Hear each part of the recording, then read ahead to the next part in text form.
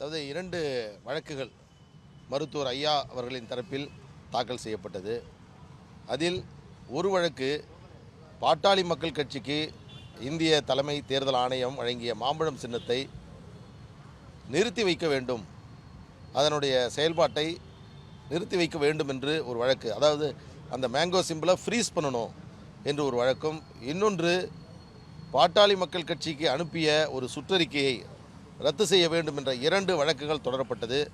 இந்த 2 வழக்குகளும் இன்று விசாரணைக்கு வந்தபோது மருத்துவர் ஐயா தரப்பில் ஆஜரான வழக்கறிஞர் பல்வேறு தகவல்களை நீதிமன்றத்தில் எடுத்து சொன்னார்.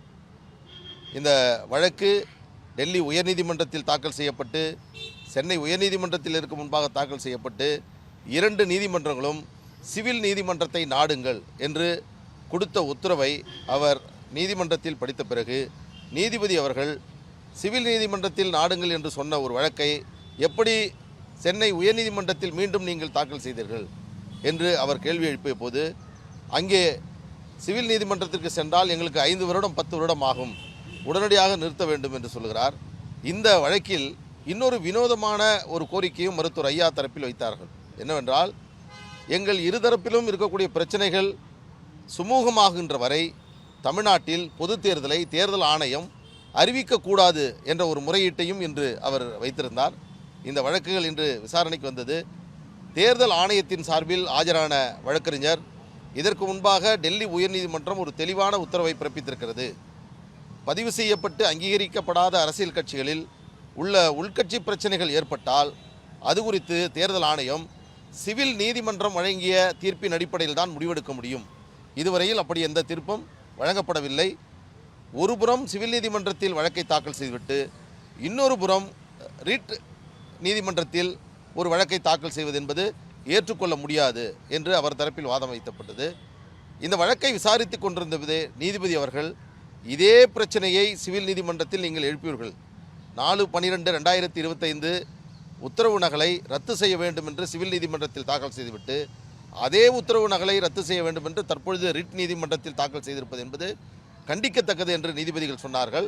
அப்பொழுது தலைமை நீதிபதி, தேவையில்லாமல் நீதிமன்றத்தினுடைய நேரத்தை இப்படி வீணடிக்க செய்தால் உங்களுக்கு அபராதம் விதிக்க நேரிடும் என்பதையும் நீதிபதி அவர்கள் எடுத்து தெரிவித்தார்.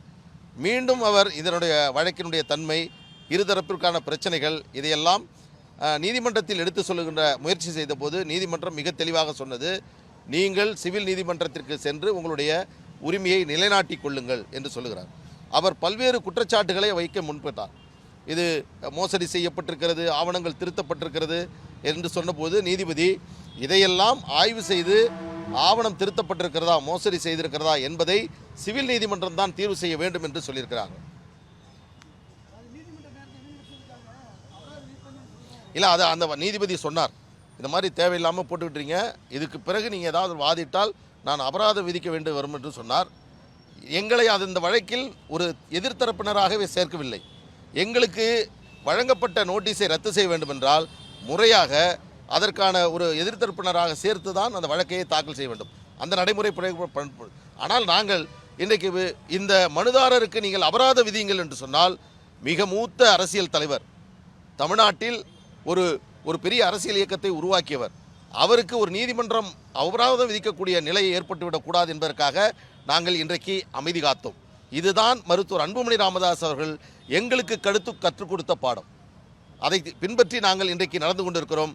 மருத்துவர் ஐயா அவருடைய வயதை பயன்படுத்தி கொண்டு, அவருடைய அந்த முதுமையை பயன்படுத்தி கொண்டு இந்த சித்து விளையாட்டுகளை அவரோடு இருக்கக்கூடிய சில நபர்கள் செய்து கொண்டிருக்கிறார்கள். சில அரசியல் கட்சியினுடைய தூண்டுதலோடு இதை செய்து கொண்டிருக்கிறார்கள். பிளே ஸ்டோர் மற்றும் ஆப் ஸ்டோரில் இருந்து பாலிமர் செயலியை QR கோடு மூலம் பதிவிறக்கம் செய்யுங்கள். செய்திகளை உடனுக்குடன் பெறுங்கள்.